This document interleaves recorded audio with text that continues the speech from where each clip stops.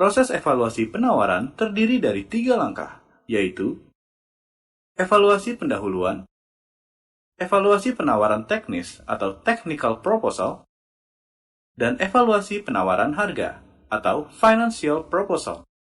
Kita akan membahas lebih detail setiap langkah evaluasi penawaran ini di halaman selanjutnya. Pada tahap evaluasi pendahuluan, panitia pembukaan penawaran memberikan semua penawaran yang telah masuk ke Pokja pemilihan untuk dievaluasi. Pokja pemilihan harus memeriksa terlebih dahulu semua penawaran yang diterima untuk melihat apakah penawaran memenuhi persyaratan dasar sebagaimana tercantum dalam dokumen pemilihan atau apakah penawaran tidak memenuhi syarat. Perlu diingat, Pokja pemilihan hanya melakukan evaluasi terhadap penawaran yang memenuhi syarat administrasi.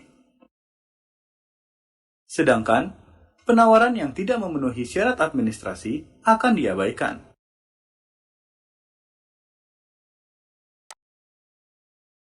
Penawaran dikatakan tidak memenuhi syarat administrasi apabila penawaran tidak ditandatangani atau masa berlaku penawaran kurang dari periode yang disyaratkan. Penawar tidak memenuhi syarat sesuai kriteria kualifikasi. Penawar tidak melampirkan jaminan penawaran atau IMD.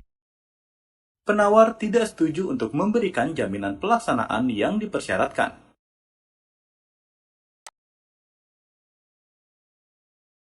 Barang yang ditawarkan tidak memenuhi spesifikasi. Tidak menyertakan surat dukungan dari pabrikan. Penawar belum memenuhi seluruh persyaratan sebagaimana ditentukan dalam dokumen pemilihan. Penawar belum memenuhi persyaratan penting yang memiliki pengaruh pada biaya atau kegunaan atau kinerja barang yang dibutuhkan. Misalnya, garansi. Terkadang terjadi kesalahan kecil yang tidak prinsip atau tidak sesuai dalam dokumen penawaran. Contohnya, kesalahan dalam penulisan harga yang terjadi perbedaan antara angka dan huruf. Perbedaan antara dokumen penawaran asli dan fotokopi yang kurang jelas. Pokja pemilihan harus berpegang pada penawaran asli.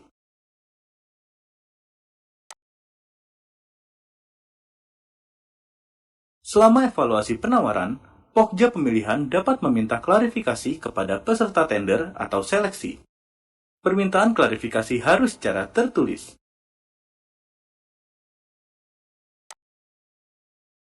Klarifikasi akan dilakukan terhadap dokumen yang kurang jelas.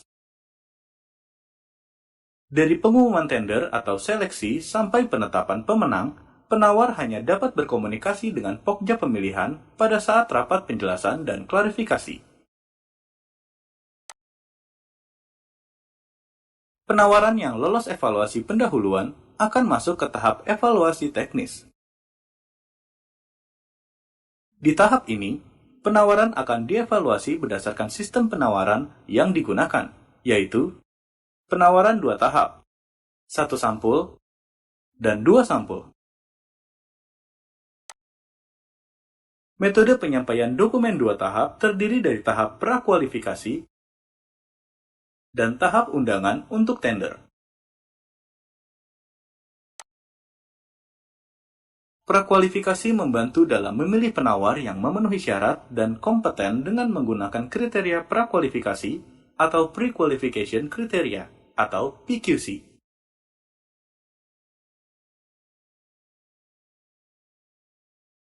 Pada tahap kedua ini, penawar yang lolos tahap prakualifikasi akan diberikan undangan untuk tender. Berikut ini adalah beberapa pedoman yang mengatur metode penyampaian dokumen penawaran 2 tahap. Evaluasi harus dilakukan secara ketat sesuai dengan kriteria yang ditentukan. Dalam hal penambahan waktu, dianggap perlu. Dapat diperpanjang waktunya sehingga mendapatkan peserta yang cukup.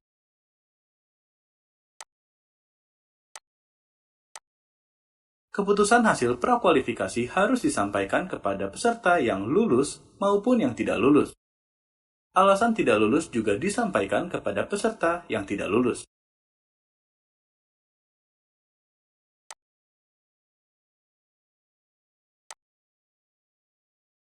Metode penawaran satu sampul biasanya digunakan untuk pengadaan dengan persyaratan teknis yang sederhana. Dalam metode satu sampul, dokumen administrasi, rincian teknis, dan harga dikirimkan dalam satu sampul yang sama. Misalnya, pembelian kertas printer dalam jumlah besar mungkin mengharuskan penyedia untuk memberikan spesifikasi teknis kertas printer dan harganya. Penawaran dengan harga terendah dan memenuhi persyaratan teknis seperti yang tercantum dalam dokumen pengadaan akan dinyatakan sebagai penawaran yang berhasil.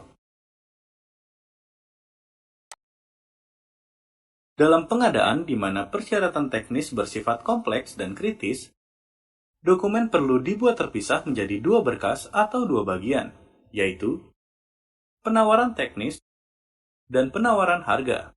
Kedua bagian tersebut disegel secara terpisah dan dimasukkan ke dalam satu sampul tertutup. Berikut ini adalah alur proses pada penawaran dua sampul.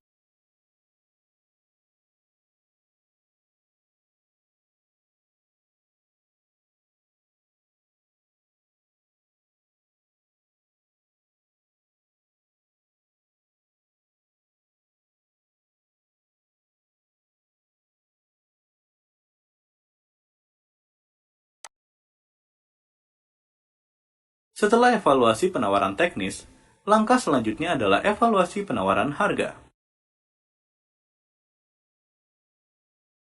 Pada umumnya, perbandingan penawaran yang responsif didasarkan pada pajak, asuransi, dan ongkos kirim. Jika penawar menggunakan CIF, Cost, Insurance, and Freight, maka seluruh biaya sudah termasuk dalam CIF.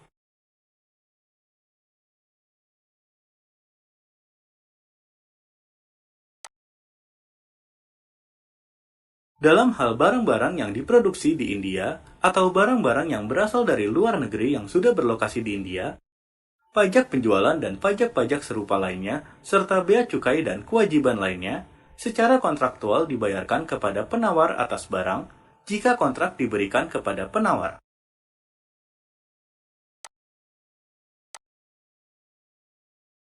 Dalam hal barang asal asing ditawarkan dari luar negeri, bea cukai dan bea impor atau pajak lainnya secara kontraktual dibayarkan kepada penawar atas barang jika kontrak diberikan kepada penawar.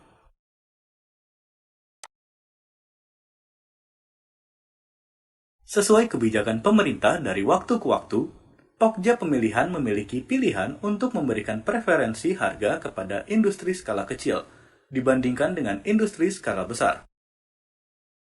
Preferensi harga ini tidak dapat diterima begitu saja. Perusahaan harus melakukan segala upaya untuk menurunkan biaya dan mencapai daya saing. Jika daftar kuantitas dan harga berisi lebih dari satu, organisasi harus mengevaluasi dan membandingkan penawaran responsif secara terpisah. Pokja Pemilihan tidak mempertimbangkan penawaran jika daftar kuantitas dan harga tidak termasuk dalam penawaran.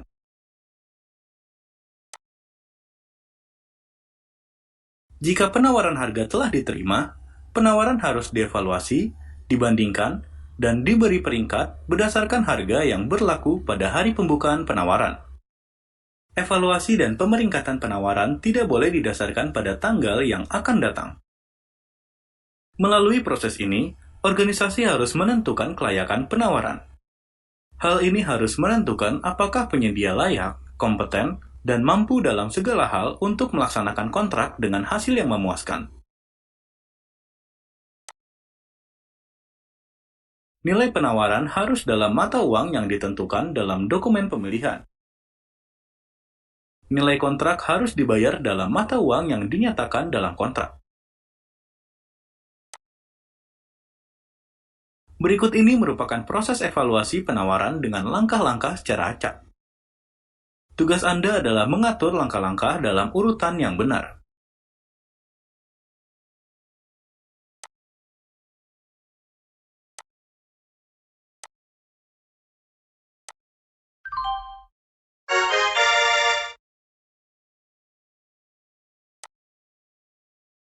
Selanjutnya, kita akan membahas evaluasi penawaran harga yang melibatkan pengiriman dan penyedia asing.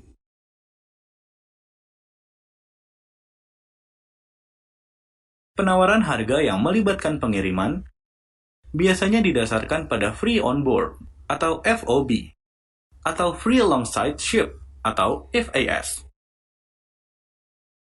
Umumnya, penawaran harga yang melibatkan penyedia asing juga menggunakan FOB atau FAS. Tetapi, penawaran mereka juga perlu didasarkan pada Cost and Freight atau CNF atau Cost Insurance and Freight atau CIF. Penyedia perlu menunjukkan dengan jelas batas harga yang mengindikasikan pengiriman asuransi. Pengguna berhak melakukan pemesanan atas dasar apapun, dan mereka harus mengindikasikan tarif bea masuk dan tarif lainnya di negara tersebut. Dalam kasus penawaran yang menggunakan FOB atau FAS, biaya angkut dan asuransi harus ditambahkan untuk menjadikannya biaya CIF, biaya penanganan pelabuhan, bea masuk, bea balik, dan biaya tambahan yang berlaku pada tanggal pembukaan penawaran, serta biaya agen clearing pengangkutan darat dan surat izin bea cukai yang dinilai harus ditambahkan pada biaya, asuransi, dan pengiriman dengan kereta api dan truk sampai tujuan. Untuk penawaran domestik dapat dihitung seperti dalam penawaran pada tender nasional atau National Competitive Bidding atau NCB. Untuk penawaran dengan pembayaran Letter of Credit atau LC, kemungkinan biaya Letter of Credit atau LC juga harus ditambahkan. Dalam tender internasional atau International Competitive Bidding atau ICB, semua penawaran harus dikonversi ke mata uang negara pengguna. Hal ini harus didasarkan pada nilai tukar penjualan atau Buyer's Credit atau BC dari bank tertentu pada tanggal pembukaan penawaran harga. Jika penawar nasional dan asing telah menghitung dalam penawaran, perbandingan penawaran akan dilakukan berdasarkan Free on Rail dan Free on Truck Destination. Hal ini harus mencakup semua pajak dan bea yang berlaku berdasarkan prinsip total pengeluaran organisasi. Jika tidak ada penawar dalam negeri, penawaran perbandingan dapat dilakukan berdasarkan CIF atau Landed Cost. Hal ini dikarenakan sisa biaya akan sama untuk semua peserta tender. Harga yang wajar dapat dicapai melalui evaluasi harga dan indeks harga. Kita akan membahas mengenai evaluasi harga terlebih dahulu. Metode yang digunakan dalam evaluasi harga adalah harga perkiraan dalam keadaan inden dan harga pembelian terakhir yang diterima sebagai harga wajar.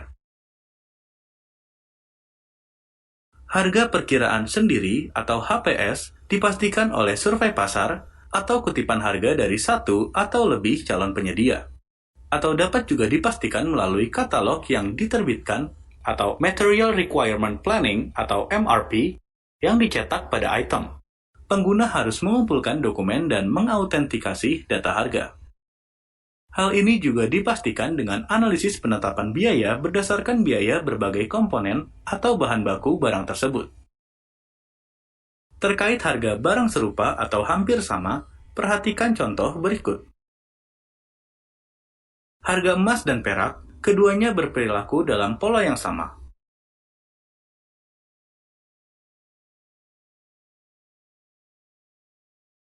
Penilaian kasar atas harga perakitan atau mesin yang itemnya berupa bagian atau sebaliknya diperoleh melalui analisa pasar atau biro konsultan.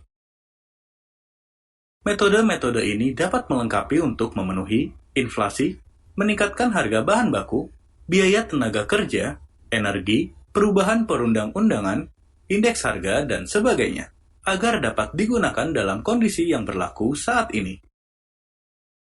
Dalam hal berbagai mata uang asing, nilai tukar harus dikurangi menjadi denominasi umum mata uang negara tersebut.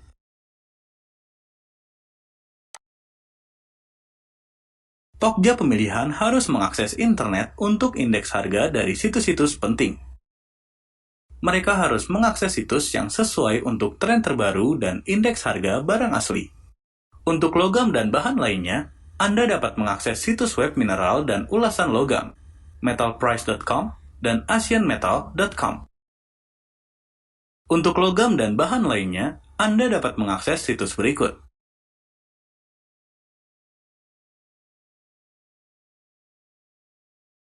Anda dapat juga merujuk pada Prospek Ekonomi Dunia, laporan bulanan dari IMF yang memberi masukan tentang tren harga di berbagai negara. Pertukaran logam London memberikan tren detail non-ferrous yang sering menunjukkan tren volatile. Chambers of Commerce yang menerbitkan data reguler tentang indeks harga dan variasi harga. Surat kabar bisnis atau komersial. Perlu diingat, basis data siap dari indeks harga penting yang berasal dari sumber yang telah kita bahas dapat terus diperbarui untuk referensi yang tepat.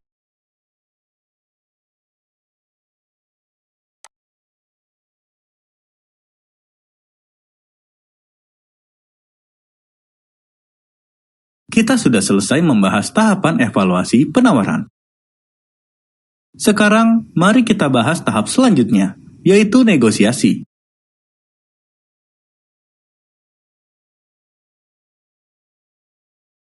Pada prinsipnya, tidak boleh ada negosiasi dalam pemilihan melalui tender.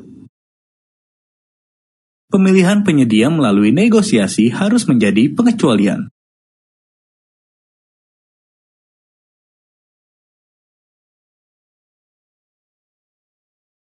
Pokja pemilihan dapat melakukan negosiasi hanya dalam keadaan tertentu, seperti pengadaan dilakukan berdasarkan hak paten atau hak atas kekayaan intelektual, atau haki.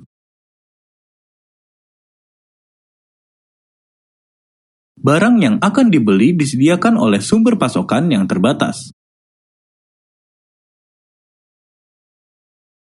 Item di mana ada kecurigaan pembentukan kartel.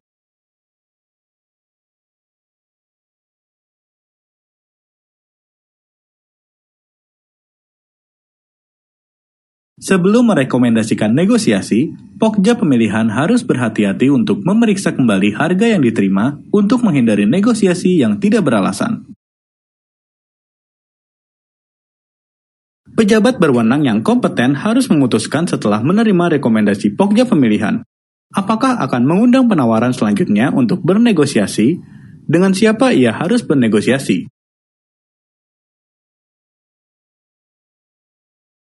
Setelah persetujuan, Pokja pemilihan harus melakukan negosiasi.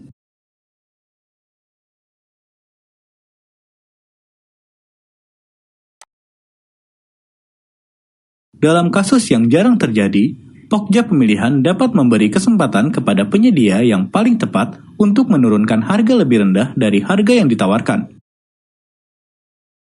Inilah yang disebut dengan penawaran ulang. Biasanya, semua penawaran ulang dianggap sebagai negosiasi. Prinsip-prinsip negosiasi harus diterapkan pada penawaran ulang semacam ini. Sebagai contoh, untuk sampai pada harga yang dapat diterima, harus dilakukan negosiasi untuk memberikan penawaran ulang kepada penyedia yang paling tepat. Namun, hal seperti ini tidak boleh dianggap sebagai negosiasi jika ada penawaran ulang yang tidak sesuai dokumen pengadaan.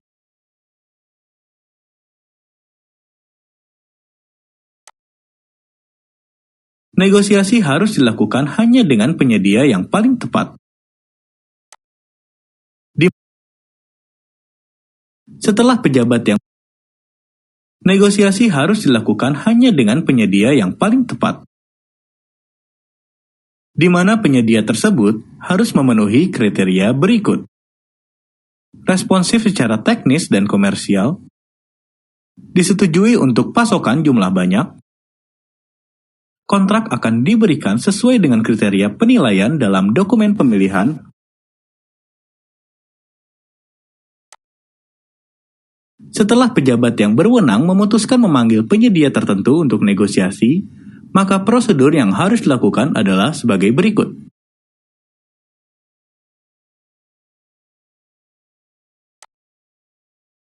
Jika diperlukan, pihak yang bernegosiasi dapat diberikan waktu untuk mengajukan penawaran yang telah direvisi. Revisi penawaran harus diperoleh secara tertulis dari penawar yang dipilih pada akhir negosiasi. Pertemuan negosiasi harus dimulai hanya setelah mendapatkan surat pernyataan yang ditandatangani oleh penawar untuk negosiasi, sebagaimana disebutkan pada tahap sebelumnya.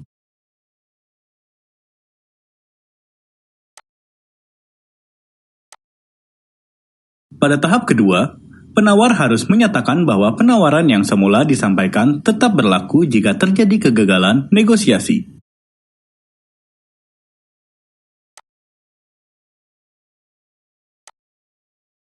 Pada tahap ketiga, sebelum negosiasi dimulai, lembar kehadiran dapat ditandatangani oleh para pihak yang hadir dalam negosiasi.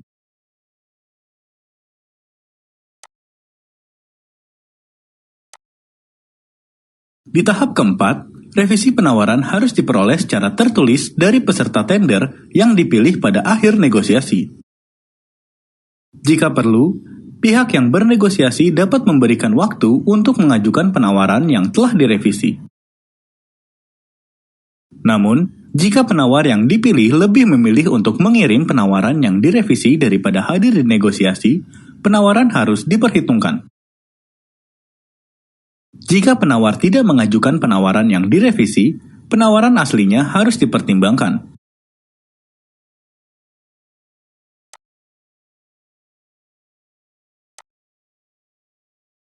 Pada tahap terakhir, revisi penawaran yang diperoleh harus dibacakan kepada perwakilan dari penawar yang hadir. Segera setelah menyelesaikan negosiasi. Kemudian berita acara negosiasi ditandatangani oleh kedua belah pihak.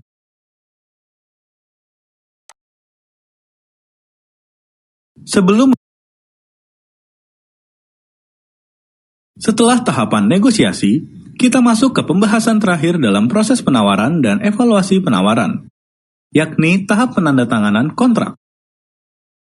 Proses penandatanganan kontrak terdiri dari 5 langkah, yaitu rekomendasi untuk penandatanganan kontrak, pemberitahuan untuk penandatanganan kontrak kepada pemenang, penandatanganan kontrak, jaminan pelaksanaan, pelaksanaan kontrak. Kita akan membahas satu persatu mengenai setiap langkah ini pada halaman-halaman selanjutnya. Penandatanganan kontrak dilakukan oleh pengguna berdasarkan pada persetujuan dari pejabat yang berwenang. Kontrak harus diberikan kepada penyedia yang penawarannya telah dinyatakan secara substansial dan responsif dan yang paling cocok sesuai dengan kriteria evaluasi dokumen pemilihan. Pengguna harus memastikan bahwa penyedia memenuhi syarat untuk melaksanakan kontrak dengan baik dan memiliki kredensial yang terverifikasi. Perjanjian apapun yang perlu ditandatangani dengan penyedia harus diperiksa oleh perwakilan keuangan komite tender dan juga harus disetujui oleh pejabat yang berwenang. Dalam setiap keputusan pembelian, pejabat yang berwenang harus memutuskan masalah inti tertentu, antara lain, apakah penawaran yang diajukan telah memenuhi persyaratan umum? Apakah harga yang ditawarkan wajar? Apakah prosedur telah digunakan dengan tepat, adil, dan transparan?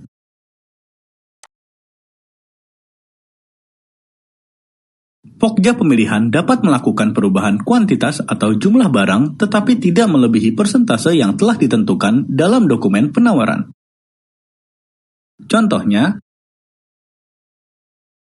dalam suatu pengadaan, jumlah barang dalam dokumen penawaran sebelumnya adalah 1.000 unit, maka dapat diubah menjadi 800 unit. Hal ini menunjukkan bahwa perubahan yang dapat diterima sebesar 20%. Perubahan dilakukan berdasarkan perhitungan ulang kebutuhan terkini dan jika diizinkan sesuai lembar data penawaran.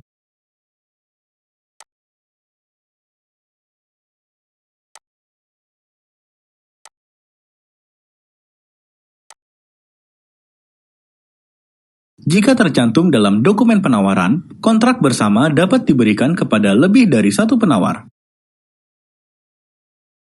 Perhatikan contoh berikut.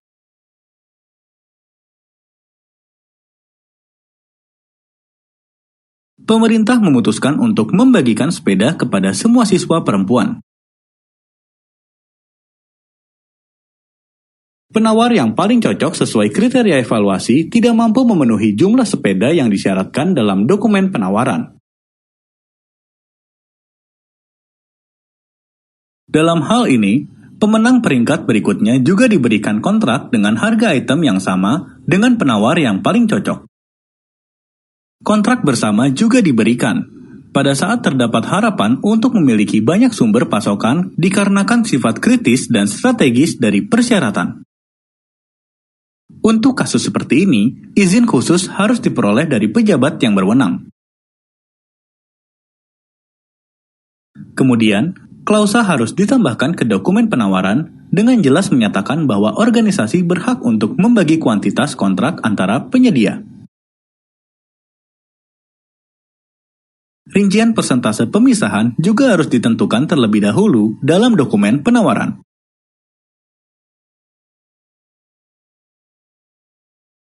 Misalnya, pada kasus di mana muncul epidemi, Departemen Kesehatan memproses vaksin untuk pencegahan epidemi karena ketersediaan vaksin pada waktu dan jumlah yang tepat sangat penting. Dalam hal ini, disarankan untuk memberikan kontrak bersama kepada lebih dari satu penawar.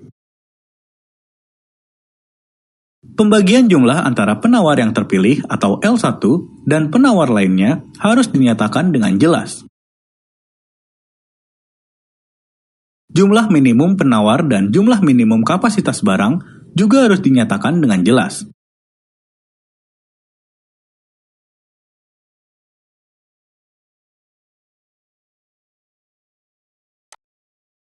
Pengumuman pemenang dilakukan sebelum berakhirnya masa berlaku penawaran.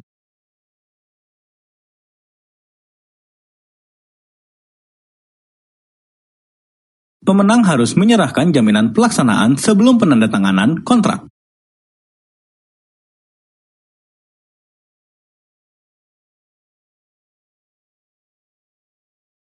Penawar yang tidak lulus harus segera diberitahukan dan jaminan penawarannya harus dikembalikan. Apabila ada penawar yang tidak puas atas keputusan Pokja pemilihan, mereka dapat menyampaikan surat sanggahan dan Pokja pemilihan harus menjawab sanggah sesuai dengan ketentuan. Namun, Pokja pemilihan tidak perlu mencantumkan detail rahasia dalam jawaban sanggah. Karena hal ini dapat saja disalahgunakan secara hukum. Purchase order atau PO harus dikeluarkan setelah penandatanganan.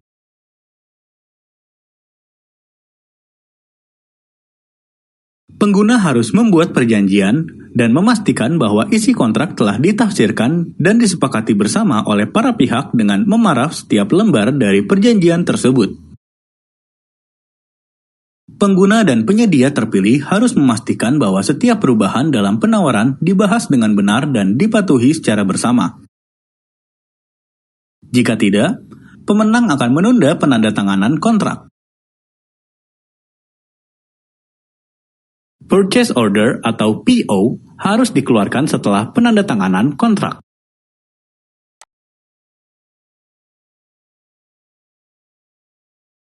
Pengguna harus memastikan bahwa pemenang yang mendapatkan kontrak memberikan jaminan pelaksanaan yang diperlukan dalam bentuk yang sudah ditentukan dan pada tanggal yang ditentukan.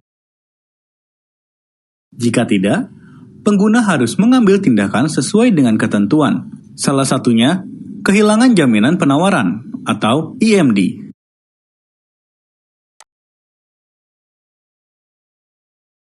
Berikut ini adalah proses yang dilakukan dalam penandatanganan kontrak.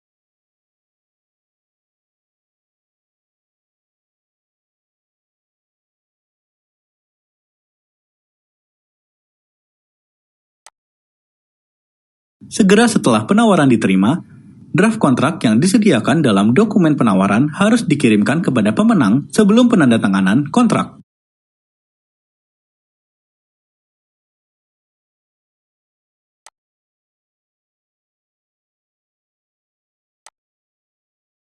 Pastikan bahwa draft kontrak harus memuat semua kesepakatan antara para pihak.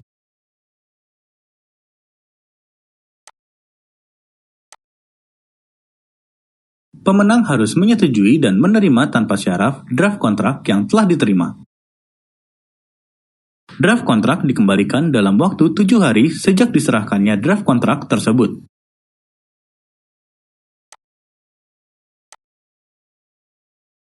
Saat menerima draft kontrak, pemenang dapat mengajukan usulan perubahan terhadap klausul draft kontrak.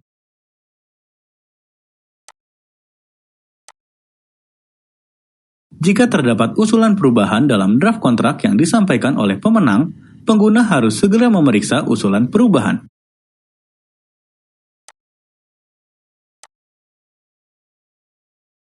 Jika kedua belah pihak telah bersepakat, maka secara bersamaan menandatangani kontrak.